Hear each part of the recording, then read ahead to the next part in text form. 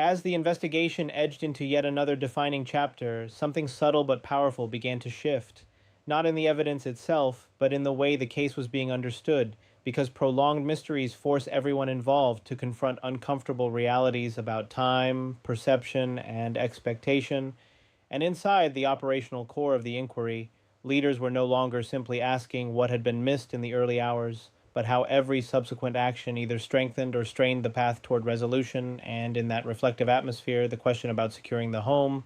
until total closure resurfaced one more time, not as accusation, not as blame, but as a case study in crisis response, an opportunity to dissect how real world investigations unfold under pressure, and how split second decisions made in the fog of urgency can later appear starkly different when examined through the lens of hindsight.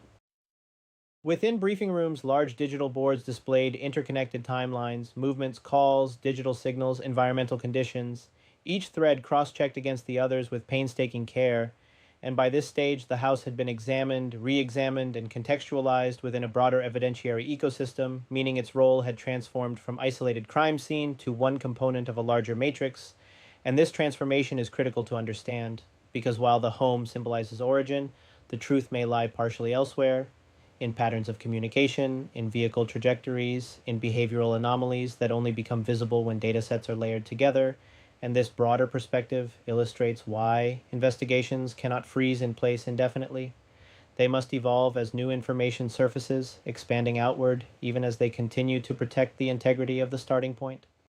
Public discourse, however, rarely evolves at the same pace as investigative procedure, and so commentary continued to orbit around early actions, with some arguing that a stricter, longer lockdown might have prevented doubt, while others acknowledged that law enforcement operates within constitutional boundaries that require proportionality and judicial oversight, and this divergence in perception highlights an essential truth.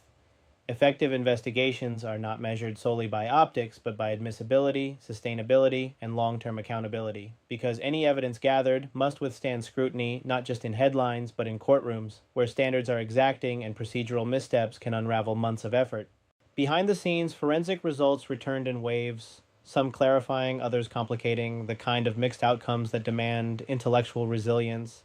and seasoned investigators know that complexity is not failure.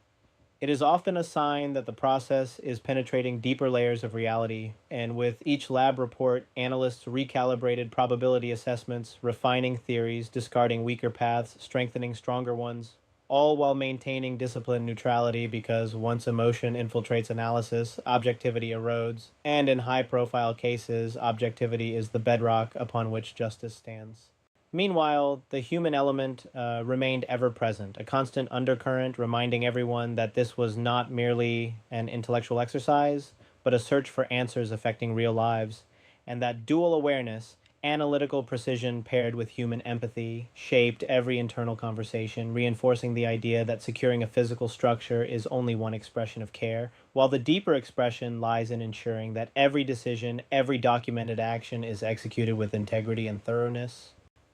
As the narrative matured, experts began to frame the situation less as a question of whether the home should have been sealed longer and more as an exploration of systemic readiness, how agencies prepare for high stakes disappearances, how interdepartmental coordination accelerates response, how technological infrastructure supports or limits early containment. And in that, reframing the story gained depth, evolving from singular event into broader reflection on crisis management in modern America, a reflection that invites viewers not only to analyze this case, but to consider how institutions continuously refine protocols to balance urgency with legality. And now, standing at this point in the unfolding saga, what becomes most compelling is not the repetition of early debate, but the steady endurance of the process itself. A reminder that truth is rarely dramatic in its emergence. It is cumulative, built from disciplined steps taken long after public attention begins to waver, and for those watching closely, the invitation remains to engage thoughtfully rather than react impulsively,